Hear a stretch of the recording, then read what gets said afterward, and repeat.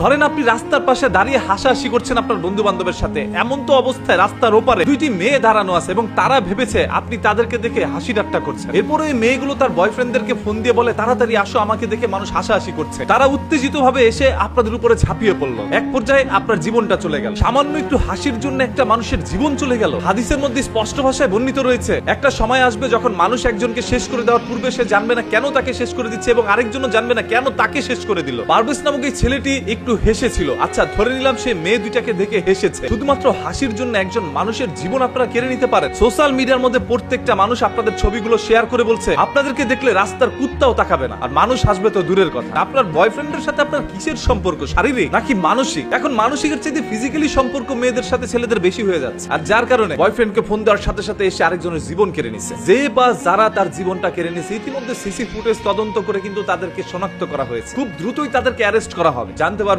বাকি ঘটনাগুলো। এই সকল মেয়ে নামক ডাইনির দল কিন্তু আমাদের চারপাশে ঘুরে বেড়াচ্ছে। এরা ছেলেদেরকে ব্যবহার করছে বাজে কাজ করানোর জন্য। অনেস্টলি ভাই, কোনোদিন কোনো ছেলে এদের দিকে তাকানোর কথা না। এদের দিকে মানুষ কেন তাকাবে? আচ্ছা তাকাইছে, নাহলে ভুলবশত একটা ছেলে আপনাদেরকে দেখে একটু হাসি ঠাট্টা করছে, এটাতে এমন দোষের কি হয়েছে? আপনি যে গাড়ির পিছে বসে বয়ফ্রেন্ডের সাথে মনে করেন কাম সেরে দিয়েছেন, সিপাসাপিতে গিয়ে যৌবন জ্বালা মিটায় ফেলছেন। আচ্ছা, এই যে আপনাকে নিয়ে এই ধরনের কথাগুলো বলছি, আপনি হয়তো বা ভিডিওটা দেখবেন, আপনার কি লজ্জা লাগে নাই? এখন তো আবার আপনার বয়ফ্রেন্ডকে পাঠাবেন আমাকে দুনিয়া থেকে শেষ করে দেওয়ার জন্য। পারভেজ যদি হেসে জীবন দিতে পারে, আমরা সত্য প্রকাশ করে তারপর জীবন দিব। তবে মনে রাখবেন, এই পৃথিবীতে পারভেজ একা নয়, আমরা সবাই একত্রে রয়েছি। সোশ্যাল মিডিয়া এটা নিয়ে যেভাবে পোস্ট করে প্রতিবাদ করা হচ্ছে, সেইভাবে অফলাইনে এটা নিয়ে প্রতিবাদ করা হবে। সেই সকল মানুষ বেশি হাইনার দলগুলোকে আর রেহাই দেওয়া যাবে না, এরা মানুষ হইতে পারে না। বিশ্ববিদ্যালয়ের মধ্যে পড়াশোনা করে বয়ফ্রেন্ড জ্বালায় গেছে ভাই। এই যে এদেরকে যারা বিয়ে করতে চাচ্ছেন, জামাইর আর কোনো কাজ নাই, সব কাজ ওই বয়ফ্রেন্ড করে দিচ্ছে। বাংলা ভাষা বুঝতে পারছেন? বয়ফ্রেন্ডকে ধরে রিমান্ডে নেন, কতবার কোন জায়গায় কিভাবে করছে সবকিছু বেরিয়ে আসবে। যদি বয়ফ্রেন্ডের সাথে ওই সকল আদান প্রদান সম্পর্ক নাই থাকতো, শুধুমাত্র একজন বান্ধবীর জন্য এসে একটা ছেলের জীবন নিয়ে নিত না। জীবন নেওয়া কতটা সস্তা হয়ে গেছে তাদের কাছে। অপরাধী যেই হোক না কেন,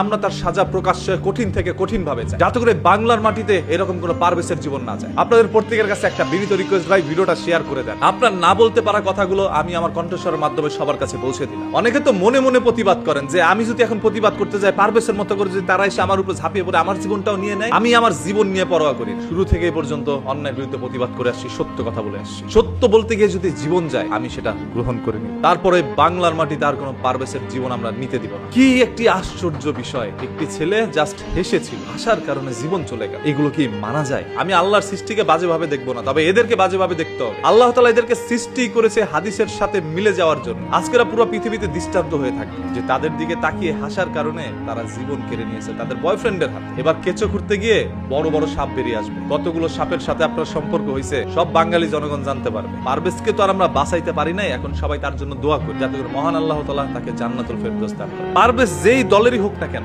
একজন মানুষের জীবন কেড়ে নেওয়া হয়েছে, এটাই হচ্ছে বড় কথা। যার উপরে অন্যায় করা হবে আমরা সেটা নিয়ে প্রতিবাদ করবো, কারণ আমরা কোনো দলের নই, আমরা সাধারণ জনগণ। এই দেশে জনগণের চাইতে শক্তি কোনো দলের হইতে পারে না।